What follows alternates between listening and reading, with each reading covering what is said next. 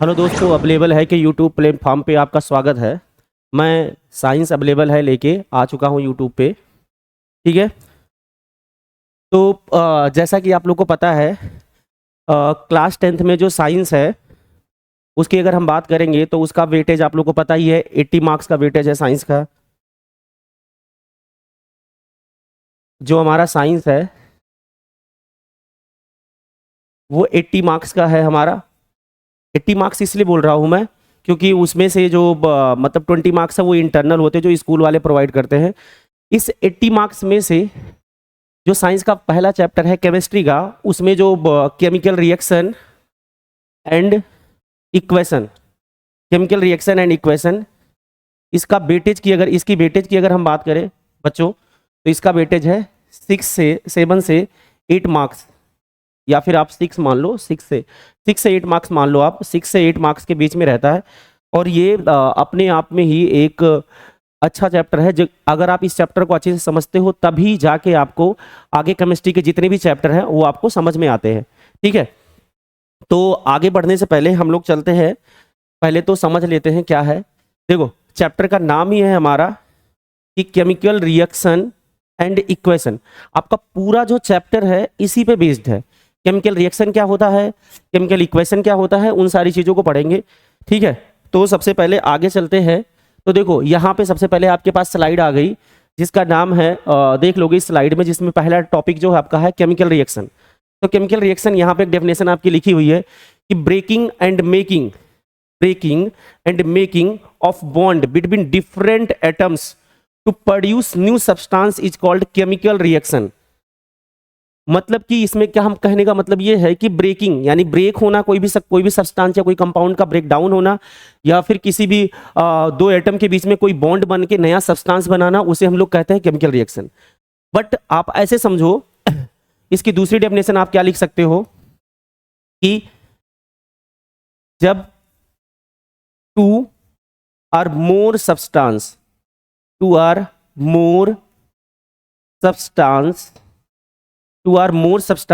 जब वो रिएक्ट करते हैं और क्या बना देते हैं, न्यू सब्सटेंस बना देते हैं। क्या बना देते हैं? न्यू सब्सटेंस बना देते हैं।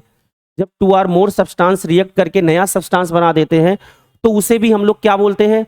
उसे भी हम लोग बोलते हैं केमिकल रिएक्शन बोलते हैं। तो केमिकल रिएक्शन की आपको बहुत सारी डेफिनेशन हो सकती है। जैसे कि आपको एक सिंपल चीज बताऊं मैं, जैसे मान लो आप कि मिल्क है आपके पास, आपने क्या किया, मिल्क से क्या बना दिया, कर्ड बना दिया। ठीक है। तो मिल्क से कर्ड बनना भी ये क्या है, एक तरीके से केमिकल रिएक्शन का ही पार्ट है। ठीक है। तो इसे आगे बढ़ने से पहले हम लोग यहाँ पे पढ़ेंगे थोड़ा सा केमिकल रिएक्शन क्या है। जहां पे नया सब्सटेंस बनता है, कोई भी दो सब्सटेंस आपस में मिक्स होकर नया सब्सटेंस बनाते हैं, उसी को हम लोग क्या बोल देते हैं, केमिकल रिएक्शन बोल देते हैं। तो ये सारी चीजें हो गई। हालांकि डेफिनेशंस आपके सीबीएसई बोर्ड में नहीं पूछी जाती, तो आपको ज्यादा टेंशन लेना नहीं है। इसी के अलावा हम आपको क्लास 9 में आप लोगों ने पढ़ा है चेंज। हमारे अराउंड जो हमारे इन्वायरमेंट में है, दो तरीके के चेंज होते हैं। वो चेंजेस कौन कौन से होते हैं? जो देखो, दो तरीके के चेंज होते हैं, जैसे आपने क्लास 9 में पढ़ा होगा कि दो तरीके के चेंज होते हैं। फर्स्ट हमारा होता है फिजिकल चेंज, दूसरा हमारा होता है केमिकल चेंज। अब इस पे आगे बढ़ने से पहले थोड़ा सा बताते हैं। देखो, फिजिकल चेंज क्या होता है एंड केमिकल चेंज क्या होता है, उसको बताने से पहले देखो, जैसे कि आप लोगों ने देखा होगा कि मेल्टिंग ऑफ आइस से वाटर का बनना क्या होता है, फिजिकल चेंज। जिसको हम रिवर्स कर सकते होंगे वो क्या होता है, फिजिकल चेंज होता है। लेकिन जिसको हम रिवर्स नहीं कर पाएंगे वो क्या होता है, हमारा केमिकल चेंज। जैसे कि मिल्क से कर्ड का बनना, डाइजेशन ऑफ फूड, मिल्क से कर्ड बनना, डाइजेशन ऑफ फूड भी केमिकल चेंज है। फूड एक बार डाइजेस्ट हो गया तो वो भी क्या हो गया, केमिकल चेंज हो गया, क्योंकि दोबारा उसे रिवर्स नहीं कर सकते। वैसे ही मिल्क से कर्ड का बनना क्या हो गया, वो भी हमारा क्या हो गया, केमिकल चेंज हो गया। यहाँ पे आपको कुछ दिया गया है, देखो, मेल्टिंग ऑफ आइस जो कि आपका है फिजिकल चेंज, जिसे हम रिवर्स कर सकते हैं। Rusting of iron chemical change है आपका, क्यों? क्योंकि आप इसे रिवर्स नहीं कर सकते। आप यहाँ देख सकते हो। ठीक है। देखो, फॉर्मेशन ऑफ कर्ड जो भी हम आपको बता रहे थे वो केमिकल चेंज है। तो इसीलिए इसी तरीके से हमें हमारे आसपास जो दो तरीके के चेंजेज होते हैं उन चेंजेज को हम लोग देखेंगे। ठीक है। तो यहाँ पे देखेंगे, पहला चेंज जो है हमारा वो फिजिकल चेंज है, दूसरा हमारा है केमिकल चेंज। दोनों के बीच में डिफरेंस हम देख लेते हैं। देखो, क्लास 9 में पढ़ा होगा। अच्छा, फिजिकल चेंज और केमिकल चेंज पढ़ क्या रहे हैं? जो केमिकल रिएक्शन है ना, वो एक तरीके का केमिकल चेंज का ही टाइप है।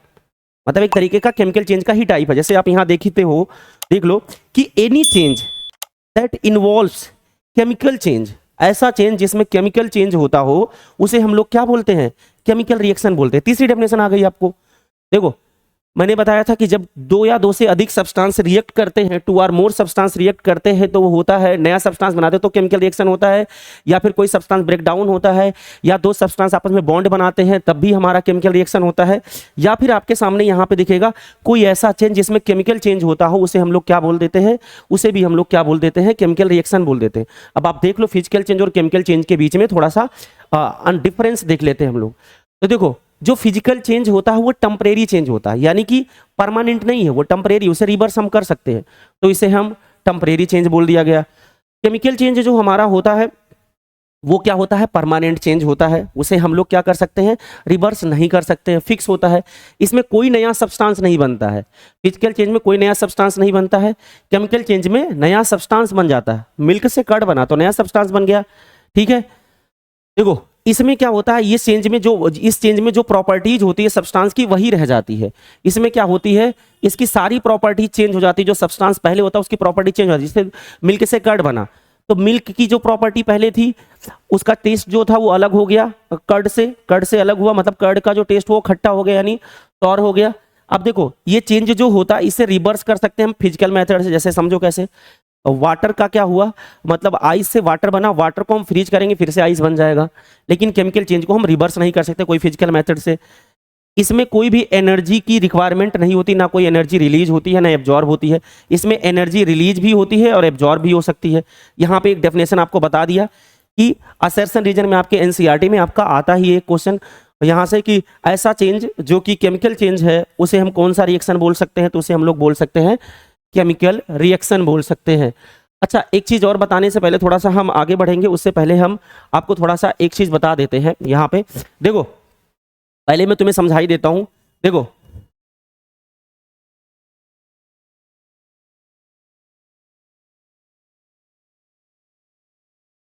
Chemical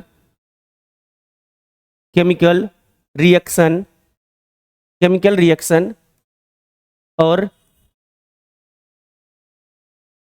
chemical equation, chemical reaction और केमिकल इक्वेशन।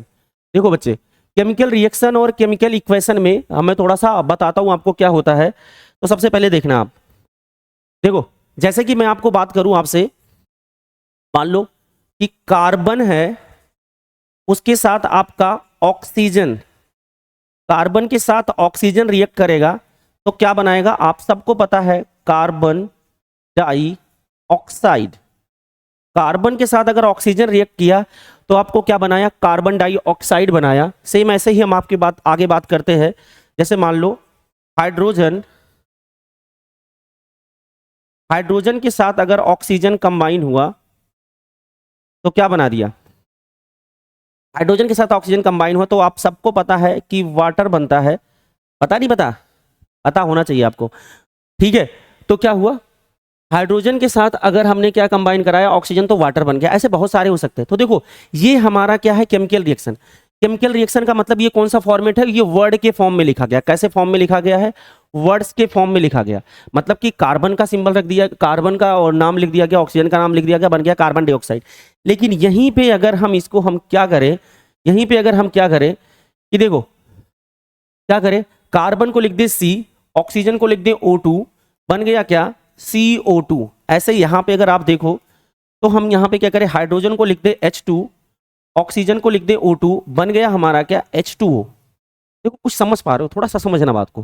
देखो जहां पे वर्ड के फॉर्म में लिखा गया वो केमिकल रिएक्शन है जो हमें समझना है, अगर उसको हम सिंबल के तरीके से लिख दिए तो क्या हो गया, वो केमिकल इक्वेशन हो गया। यानी कि अगर एक चीज थोड़ा सा डेफिनेशन इसका मैंने क्या बताया था, जहां पे बताया था कि टू आर मोर सब्सटेंस जो रिएक्ट करते हैं, टू आर मोर सब्सटेंस जब रिएक्ट करते हैं तो वो क्या होता है, केमिकल रिएक्शन होता है। लेकिन उसी को अगर हम सिंबल के तरीके से लिख दे तो उसे हम लोग क्या बोलते हैं, केमिकल इक्वेशन बोलते हैं। तो यहाँ पे हम केमिकल रिएक्शन की डेफिनेशन क्या होती है, जहां पे two or more substance react each other to form new substance with new chemical identity are called chemical reaction. और केमिकल इक्वेशन क्या होता है, symbolic representation of chemical reaction are called chemical equation. देखो symbolic representation of chemical reaction is called chemical equation. अब इसमें थोड़ा सा और समझते हैं। देखो जो ये एरो के पीछे है इसको हम लोग अगर हम बोले LHS, जो बना हुआ है उसे बोलते हैं हम लोग RHS। तो जो LHS है बच्चे, जो LHS है उसे हम लोग क्या बोलते हैं, उसका नाम होता है एक, आपको याद रखना है, उसे हम लोग बोलते हैं रिएक्टेंट। और जो बनता है फाइनली वो हमारा क्या होता है, प्रोडक्ट। जो बनता है वो होता है हमारा प्रोडक्ट। तो इसी देखो जैसे इधर ये रिएक्टेंट है, ये बना हुआ, ये प्रोडक्ट हो गया। इसमें भी वैसे ही यहाँ पे क्या हो गया, ये हमारा क्या हो गया, रिएक्टेंट हो गया, रिएक्टेंट। और जो बना हमारा वो क्या हो गया, वो प्रोडक्ट। तो आप समझ गए केमिकल रिएक्शन और इक्वेशन क्या होता है। अगर उसको वर्ड के फॉर्म में लिख दिया जाएगा तो वो केमिकल रिएक्शन है, और अगर उसके सिंबल के फॉर्म में लिख दिया जाएगा तो वो क्या है, केमिकल इक्वेशन है। यहाँ पे दिया गया है, देखो यहाँ पे देखो थोड़ा सा, और यहाँ पे देखो केमिकल इक्वेशन क्या है, द रिप्रेजेंटेशन, देखो क्या लिखा हुआ, the representation of chemical reaction, chemical reaction in the form of formula, उसके फॉर्मूले मतलब वही सिंबल जो हो गए, of reactant and product. Reactant और प्रोडक्ट को सेपरेट करते हो जो कि एरो से, उसको सिंबल के तरीके से मतलब रिप्रेजेंट कर देना, उसको हम लोग क्या बोल देते हैं, केमिकल इक्वेशन बोल देते हैं। मतलब जो केमिकल रिएक्शन को जो रिप्रेजेंट किया गया उसे हम लोग ने क्या बोल दिया, केमिकल इक्वेशन बोल दिया। आगे चलते हैं तो देखो यहाँ पे दिया भी गया है आपका, सो आपके एनसीईआरटी का पहला इक्वेशन है। देखोगे अगर इसको बोल दिया गया कि मैग्नीशियम जब रिएक्ट करता है ऑक्सीजन के साथ तो बना देता है मैग्नीशियम ऑक्साइड। क्या बनाता है, मैग्नीशियम जब ऑक्सीजन के साथ रिएक्शन करता है तो बनाता है मैग्नीशियम ऑक्साइड। ये हमारा केमिकल रिएक्शन है, ये हमारा क्या है, ये हमारा केमिकल रिएक्शन है, जो कि ऊपर लिखा गया वर्ड के फॉर्म में। लेकिन जैसे ही इसको इक्वेशन की हम बात करेंगे तो मैग्नीशियम का सिंबल Mg, ऑक्सीजन का O2, वैसे ऑक्सीजन का सिंबल O होता है। O2 क्यों लिखा जाता है, क्योंकि वो गैस होती है, जो भी कोई गैस होता है उसको डाई मॉलिक्यूलर के फॉर्म में लिखा जाता है, ठीक है ना, ठीक है, तो मॉलिक्यूल के फॉर्म में लिखा जाता है। तो इसका जो मतलब प्रोडक्ट बना मैग्नीशियम ऑक्साइड, जिसका फॉर्मूला होता है MgO। हालांकि ये बैलेंस नहीं है, बाद में बात करेंगे। तो जो लेफ्ट हैंड साइड में है वो रिएक्टेंट हो गया, और जो बना वो प्रोडक्ट हो गया। जाहिर सी बात है जो बनेगा वो क्या होता है, प्रोडक्ट होता है, ठीक है, ठीक है। अब आगे बात करते तो रिएक्टेंट और प्रोडक्ट यहाँ पे हो गया, ये केमिकल इक्वेशन हो गया। बच्चे इसी पे एक एक्टिविटी हमारे एनसीईआरटी में है, उसको हम पहले देख लेते हैं, फिर उसके बाद आगे चलेंगे। उस एक्टिविटी को जब तक नहीं देखेंगे, उस एक्टिविटी से क्वेश्चन हमारे पास कई बार आया भी है। देखो ये एक्टिविटी अगर आप देखोगे तो एक्टिविटी 1.1 है, आपका पहले ही पता चल जाएगा। इस एक्टिविटी को बात अगर हम करेंगे 1.1 में इस एक्टिविटी की, देखो तो इस एक्टिविटी में क्या था कि जो मैग्नीशियम है, वैसे मैग्नीशियम की एक रिबन आती है, क्या आती है, मैग्नीशियम रिबन। वो जैसे रिबन होता है वैसे ही होता है, मैग्नीशियम रिबन होता है, वो वैसे होता है, हार्ड होता है। तो जब मैग्नीशियम रिबन को जब हम लोग हीट करते हैं, जब उसमें हीट अप्लाई करवा देते हैं तो वो क्या होता है, रिबन जो होता है वो क्या होता है, बर्न होता है। कैसे बर्न करते हैं उसको, स्प्रिट लैम्प से। स्प्रिट लैम्प होता है, लैब में होता है, आप देखोगे उसको, तो वहां से क्या करते हैं, जब उसको बर्न करते हैं तो क्या होता है, तो मैग्नीशियम रिबन जब बर्न होता है तो कैसे जलता है, व्हाइट डजलिंग से, मतलब डजलिंग लाइट जलता है, यानी इसका मतलब क्या होता है, व्हाइट फ्लेम के साथ जलता है। कैसे जलता है, व्हाइट फ्लेम के साथ। व्हाइट फ्लेम मतलब क्या होता है, जैसे देखो हमारे घर में जो गैस सिलेंडर होता है जिसमें LPG होता है, लिक्विफाइड पेट्रोलियम गैस, उसमें जब वो बर्न होता है वो कैसा फ्लेम होता है, कैसा होता है, कैसा होता है बताओ। अरे किचन में जाओगे तो पता चलेगा ना, तो किचन में जाके देखना वो कैसा फ्लेम होता है, वो फ्लेम होता है ब्लू फ्लेम होता है। कैसा होता है, ब्लू फ्लेम के साथ जलता है। आगे फिर बात करेंगे जो फ्लेम के बारे में बात करेंगे कार्बन एंड कंपाउंड में, ठीक है, अब उसकी बात करेंगे, लेकिन वो ब्लू फ्लेम होता है। दूसरी चीज अगर मान लो लकड़ी जलाई गई है, वुड जलाया गया, तो वो येलो फ्लेम के साथ जलता है। लेकिन यहाँ पे जो है इसका जो फ्लेम होता है वो कैसा होता है, व्हाइट फ्लेम होता है। कैसा फ्लेम होता है इसका, व्हाइट फ्लेम होता है। तो जो बनता है वो बनता है क्या, मैग्नीशियम ऑक्साइड। तो यानी मैग्नीशियम रिएक्ट किया ऑक्सीजन के साथ तो मैग्नीशियम ऑक्साइड। ये जो 2 दिख रहा है, अभी 2 को भूल जाओ, ये बैलेंसिंग है, बैलेंसिंग की बात बाद में करेंगे, अभी 2 को याद मत रखो, ये तुम्हारे लिए जरूरी नहीं है, अभी इसको भूल जाओ उसके तरीके से, ठीक है। तो देखो अब यहाँ पे हम बात करेंगे कि जब ये मैग्नीशियम बर्न होता तो मैग्नीशियम ऑक्साइड बनता है। यहाँ पे कौन सा पाउडर इकट्ठा होता है, व्हाइट कलर का पाउडर इकट्ठा होता है, व्हाइट कलर का पाउडर इकट्ठा होता है यहाँ पे। तो जो मैग्नीशियम ऑक्साइड होता है व्हाइट कलर के पाउडर के साथ यहाँ पे इकट्ठा हो जाता है, ठीक है। अब यहाँ पे अगर आप देखोगे तो इसमें बताएगा जो हार्ड मेटल है मैग्नीशियम रिबन वो पाउडर के रूप में कन्वर्ट हो गया। कौन से कलर के पाउडर? व्हाइट कलर के पाउडर में हो गया। और ये कैसा रिएक्शन है? एंडोथर्मिक है। हालांकि मैं बताऊंगा एंडोथर्मिक और exothermic reaction based on heat supply और हीट रिमूव के हिसाब से मैं बताऊंगा, उसको पढ़ेंगे हम लोग। और एक तरीके से कॉम्बिनेशन रिएक्शन, ये भी टाइप में पढ़ेंगे हम लोग।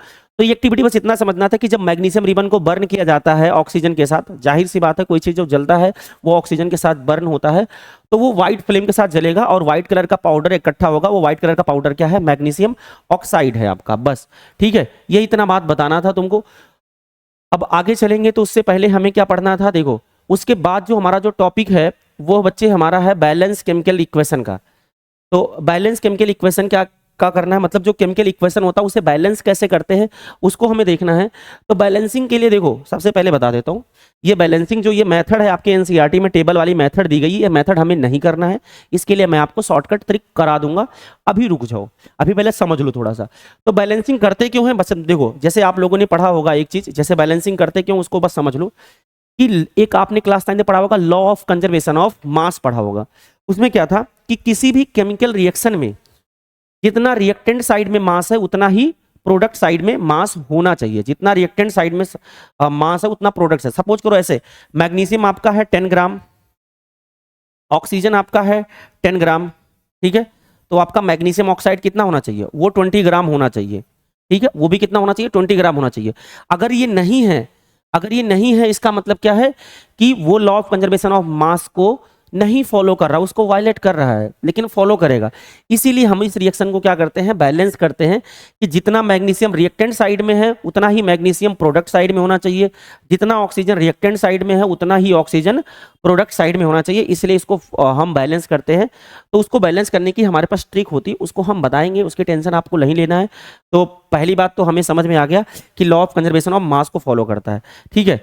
अब थोड़ा सा आगे जब चलेंगे तो इसको थोड़ा सा आगे चल के देखते हैं। देखो, जब भी हम केमिकल रिएक्शन लिखेंगे, जब भी हम केमिकल रिएक्शन यानी केमिकल इक्वेशन भी कुछ भी लिखेंगे तो कुछ इंफॉर्मेशन याद रखना है। उसके लिए कुछ इंफॉर्मेटिव चीजें होती है जो याद रखना। जैसे कहीं पे कोई भी कंपाउंड जो कि सॉलिड है उसके लिए हम लोग क्या लिखेंगे? S, small S. कोई भी कंपाउंड अगर वो लिक्विड है, कोई भी कंपाउंड अगर वो लिक्विड है उसके लिए हम लोग क्या लिख लेंगे? उसके लिए हम लोग लिख देंगे L.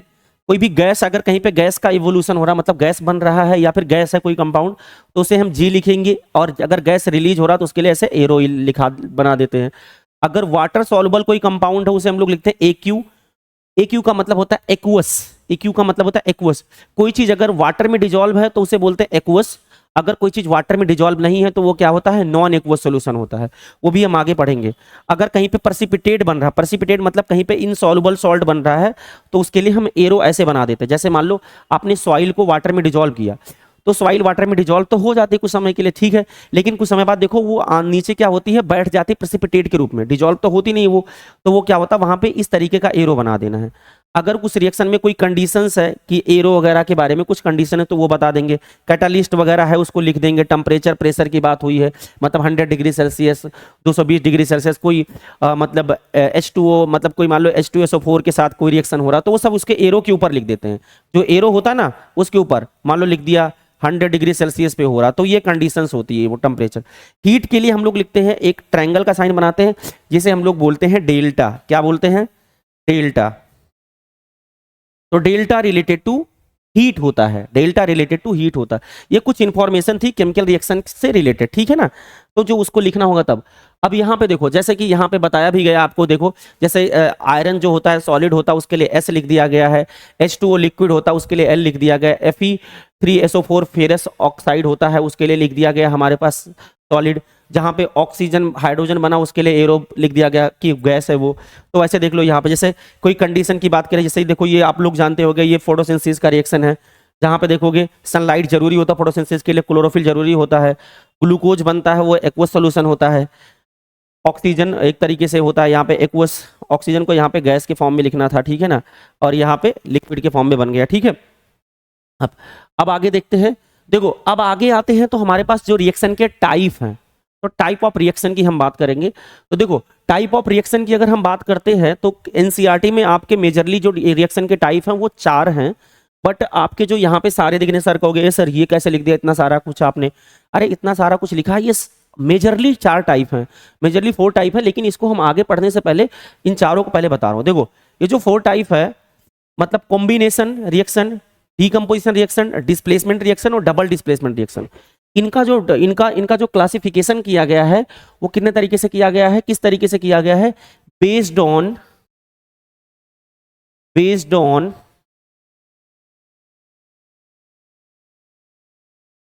Reactant and product, based on reactant and product, reactant और प्रोडक्ट के हिसाब से इनका क्लासिफिकेशन किया गया है। उसके बाद अगर हम बात करें यहाँ पे तो सबसे, और उसके बाद देखोगे ये ऑक्सीडेशन और रिडक्शन जो बात करेंगे, ऑक्सीडेशन रिडक्शन और यहाँ पे एडिशन ऑफ ऑक्सीजन और या फिर रिमूवल ऑफ ऑक्सीजन या फिर एडिशन ऑफ हाइड्रोजन या फिर रिमूवल ऑफ ऑक्सीजन हाइड्रोजन के हिसाब से इनका क्लासिफिकेशन किया गया। ऑक्सीडेशन रिडक्शन, प्रेसिपिटेट वही बताया था हमें जो प्रेसिपिटेशन जहां पे कोई भी इनसॉल्युबल सॉल्ट बनता है, और एक्सोथर्मिक और एंडोथर्मिक का ये बेस्ड ऑन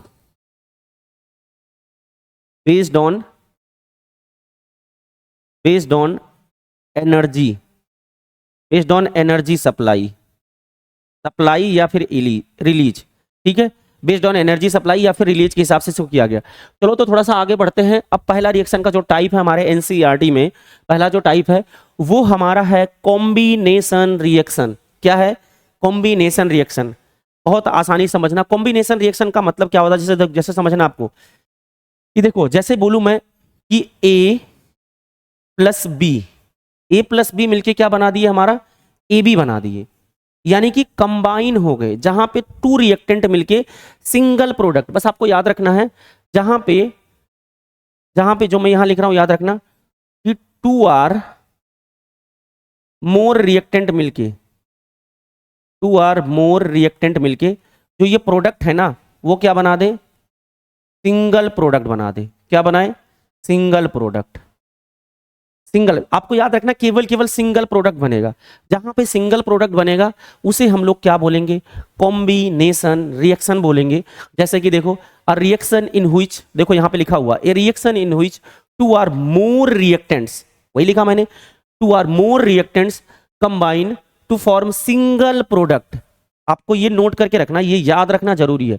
प्रोडक्ट जो होगा, प्रोडक्ट सिंगल होगा, single product are called combination reaction, ठीक है, or called chemical combination. Chemical combination यहां पे लिखा गया, वैसे तुम्हें याद रखना है कॉम्बिनेशन रिएक्शन, ठीक है। क्या याद रखना है? Combination reaction. अब जैसे पहला रिएक्शन आपके एनसीईआरटी में है, देखो जैसे आपको पता है बर्निंग ऑफ कोल मतलब कार्बन, कोयला जलाना, तो कार्बन को जब बर्न किया गया ऑक्सीजन के साथ तो क्या बना, कार्बन डाइऑक्साइड। तो ये क्या हुआ, कॉम्बिनेशन रिएक्शन में देखो कंबाइन हुआ 2 आर मोर रिएक्टेंट, ऐसे formation of water from H2 and O2। Water में H2 और O2 ही होता है यार, इसमें कौन सी बड़ी बात है, सबको पता है। तो हाइड्रोजन और ऑक्सीजन जब मिला तो क्या बना दिया, हमारा वाटर बना दिया। इसका मतलब क्या हुआ, ये भी देखो 2 आर मोर रिएक्टेंट होके कॉम्बिनेशन रिएक्शन। ये थोड़ा सा इंपॉर्टेंट है। फॉर्मेशन ऑफ स्लेग्ड लाइम, स्लेग्ड लाइम का मतलब क्या होता है, उसको बोलते हैं, स्लेग्ड लाइम का नाम होता है कैल्शियम हाइड्रोक्साइड। देखो जैसे यहां पे दिया गया है कैल्शियम ऑक्साइड, इसको वैसे बोलते हैं क्विक लाइम, वैसे इसका नाम कैल्शियम ऑक्साइड, इसको क्विक लाइम बोलते हैं, वैसे इसका नाम है कैल्शियम ऑक्साइड। कैल्शियम ऑक्साइड जिसको हम लोग क्विक लाइम बोल देते हैं, जब इसे वाटर के साथ डिजोल्व करते हैं तो ये बनता है CaOH का होल ट्वाइस, जो कि होता है स्लेग लाइम, जिसे हमें बोला जाता है कैल्शियम हाइड्रोक्साइड। प्लस थोड़ा सा और याद रखना, इसमें थोड़ी सी हीट रिलीज होती है, क्या होती है, थोड़ी सी हीट एनर्जी रिलीज होती है।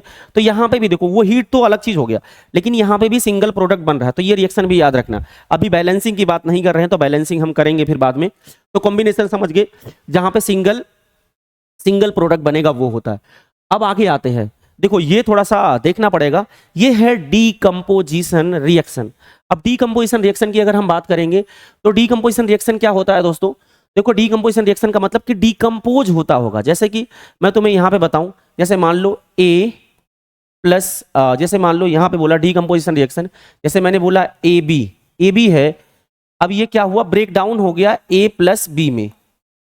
मतलब कि यहां पे अगर मैं बात करूं कि जो सिंगल रिएक्टेंट है, जो एरो के पीछे होता है वो रिएक्टेंट होता है, single reactant two or single reactant two or more product में टूट जाए, टू आर मोर प्रोडक्ट में ब्रेक हो जाए, टू आर मोर प्रोडक्ट में ब्रेक हो जाए, उसे हम लोग क्या बोलते हैं, डीकंपोजिशन रिएक्शन बोलते हैं। जैसे डीकंपोजिशन रिएक्शन का मतलब क्या होता है, जैसे मान लो मेरे पास कोई भी चीज है, उसे तोड़ना है, ऐसे कोई भी चीज है उसे हमें ब्रेक करना है, उसे ब्रेक करने के लिए हमें क्या चाहिए होता है, कुछ ना कुछ एनर्जी चाहिए होता है, कुछ ना कुछ एनर्जी चाहिए होता, बिना एनर्जी के हम कैसे किसी चीज को ब्रेक कर सकते हैं। तो सेम ही वही चीज है कि डीकंपोजिशन रिएक्शन को मान लो यहाँ पे कोई भी ना एनर्जी चाहिए होगा, चाहे मैं हीट दूं, चाहे इसमें इलेक्ट्रिसिटी दे दूं, कोई भी ना कोई एनर्जी सप्लाई करना पड़ेगा। तो डीकंपोजिशन रिएक्शन में क्या होता है, कोई ना कोई एनर्जी देनी पड़ती है। पहले डेफिनेशन देख लेते हैं।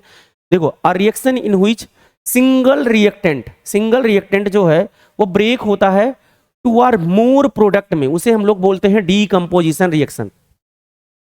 इसीलिए मैंने बताया कि एनर्जी चाहिए होता कुछ ना कुछ, वो एनर्जी हम तीन तरीके से दे सकते हैं। जो वो एनर्जी है, बच्चे ध्यान समझना, जो वो एनर्जी है वो एनर्जी हम तीन तरीके से दे सकते हैं। या तो हम दे सकते हैं हीट के रूप में, या तो दे सकते हैं हम लोग इलेक्ट्रिसिटी के रूप में, इलेक्ट्रिसिटी के रूप में दे सकते हैं, या फिर दे सकते हैं उसको हम लोग सनलाइट के रूप में। ठीक है, तो इसलिए जो एनर्जी है वो हम तीन तरीके से दे सकते हैं। या तो हीट के रूप में दे सकते हैं, किसी को हीट कर दे, या फिर उसमें इलेक्ट्रिसिटी फ्लो करा दे, या उसमें हम सनलाइट फ्लो करा दे। तो ये एनर्जी, इसीलिए केमिकल रिएक्शन जो है डीकंपोजिशन रिएक्शन है, उसे तीन तरीके से क्लासिफाई किया गया। वो तीन तरीके का होता है। सबसे पहले जो 3 टाइप होते हैं इसके केमिकल डीकंपोजिशन रिएक्शन के, वो कौन कौन से होते हैं। सबसे पहला है जो नाम है thermal decomposition reaction. Thermal decomposition reaction मतलब जहां पे हीट देनी पड़ती हो। क्या देना पड़ता होगा, थर्मल का मतलब ही होता है हीट। दूसरा है इलेक्ट्रोलाइट डीकंपोजिशन, इसमें क्या एनर्जी देनी पड़ती है, इलेक्ट्रिसिटी देनी पड़ती है, इलेक्ट्रोलाइट डीकंपोजिशन। दूसरा है फोटोलाइटिक डीकंपोजिशन, जहां पे हमें फोटोलाइटिक, फोटो मतलब होता है सनलाइट, जहां पे हमें इसे किसी भी कंपाउंड को सन की लाइट में रखना पड़ता होगा। तो अब पहला रिएक्शन पढ़ते हैं जिसका नाम है थर्मल डीकंपोजिशन रिएक्शन। क्या नाम है, थर्मल डीकंपोजिशन रिएक्शन। मतलब ऐसे डीकंपोजिशन रिएक्शन, ये बात समझ गए ना कि केमिकल रिएक्शन को अगर हम बात कर रहे हैं तो पहला डी कॉम्बिनेशन था, दूसरा डीकंपोजिशन, उसी का जस्ट उल्टा है। डीकंपोजिशन रिएक्शन जो है कॉम्बिनेशन का जस्ट उल्टा है। तो यहाँ पे इसमें डीकंपोज करने के लिए किसी चीज को तीन तरीके से एनर्जी दे सकते हैं। जब हीट देंगे तो वो थर्मल डीकंपोजिशन रिएक्शन है, ब्रेक करना ही करना है। तो डीकंपोजिशन रिएक्शन जिसमें क्या होता है, जिसमें प्रेजेंस ऑफ हीट, जो प्रेजेंस ऑफ हीट में होता है उसे हम लोग बोलते हैं थर्मल डीकंपोजिशन रिएक्शन बोलते हैं। जैसे देखो, जैसे बोला गया FeSO4 जो कि सॉलिड है, जिसे बोलते हैं फेरस सल्फेट, जब इसे हीट किया जाएगा, फेरस सल्फेट को जब हीट किया जाएगा तो फेरिक ऑक्साइड बनेगा, सल्फर डाइऑक्साइड बनेगा और सल्फर ट्राइऑक्साइड बनेगा। फेरिक ऑक्साइड और सल्फर डाइऑक्साइड और सल्फर ट्राइऑक्साइड। वैसे ही अगर हम बात करेंगे लाइमस्टोन, लाइमस्टोन जिसे बोलते हैं कैल्शियम कार्बोनेट, इसका दूसरा नाम है हमारे पास कैल्शियम कार्बोनेट। जो मैं एक्स्ट्रा चीजें लिखता रहता हूं उसको नोट भी करना है आपको, ठीक है। तो कैल्शियम कार्बोनेट, ठीक है, कैल्शियम कार्बोनेट, जब कैल्शियम कार्बोनेट को जब हमने हीट किया तो वो क्विक लाइम जैसे कैल्शियम ऑक्साइड और कार्बन डाइऑक्साइड में ब्रेक हो गया। क्या हुआ, ब्रेक हुआ, हीट कर रहे हैं, बिना हीट के नहीं होगा, हीट जरूरी है। लेड नाइट्रेट PbNO3 का होल ट्वाइस, ये क्या होगा, जब इसको हमने हीट किया तो PbO, लेड ऑक्साइड और लेड नाइट्रेट और ऑक्सीजन में ब्रेक डाउन हो गया, मतलब सॉरी नाइट्रोजन ऑक्साइड में नाइट्रोजन डाइऑक्साइड में क्या हो गया, ये नाइट्रोजन डाइऑक्साइड में ब्रेक डाउन हो गया। मतलब यहाँ पे देखो रिएक्टेंट तो सिंगल है लेकिन प्रोडक्ट क्या हो रहे हैं, कई सारे बन रहे हैं। तो ये है थर्मल डीकंपोजिशन रिएक्शन। अगला देखेंगे हमारे पास, देखो अगला हमारे पास है फोटोलाइटिक डीकंपोजिशन रिएक्शन। इसको कई बार बोल देते हैं फोटोलाइसिस, इसको क्या बोल देते हैं, फोटोलाइसिस बोल देते हैं। तो यहाँ पे क्या हो रहा है, ऐसे डीकंपोजिशन रिएक्शन जो presence of light, presence of light का मतलब यहाँ पे हमारे पास है बच्चे सनलाइट, यहाँ पे हमारे पास है सनलाइट। अब देखो AgCl जो है उसको जब ब्रेक सनलाइट में रखा गया तो Ag मतलब सिल्वर और क्लोरीन में ब्रेक डाउन हो गया। ऐसे ही AgBr जब उसे हमने क्या किया, सनलाइट में रखा तो सिल्वर प्लस ब्रोमीन में ब्रेक डाउन हो गया। ये दोनों रिएक्शन जो होते हैं इनका यूज होता है ब्लैक एंड व्हाइट फोटोग्राफी में, NCERT में है, पूछा भी गया है कि इनका यूज कहाँ पे होता है। तो आपको याद रखना है ब्लैक एंड व्हाइट फोटोग्राफी में इनका यूज हो जाता है। ऐसा अगला है हमारे पास electrolytic decomposition reaction. Electrolytic decomposition reaction क्या होता है, देखो इलेक्ट्रोलाइटिक मतलब जहां पे इलेक्ट्रिसिटी दी जाती है, वो भी डीकंपोजिशन रिएक्शन का ही टाइप है। अब यहाँ पे अगर आप देखोगे ऐसे रिएक्शन जो प्रेजेंस ऑफ इलेक्ट्रिसिटी में हो, जैसे H2O है, H2O को क्या किया, इलेक्ट्रिसिटी उसमें फ्लो करा दी, इलेक्ट्रोलाइसिस कराया, तो क्या होगा, H2 प्लस O2 में टूट जाएगा, हाइड्रोजन प्लस ऑक्सीजन में टूट जाएगा। इसको बोला गया इलेक्ट्रोलाइटिक डीकंपोजिशन रिएक्शन बोला गया, ठीक है ना।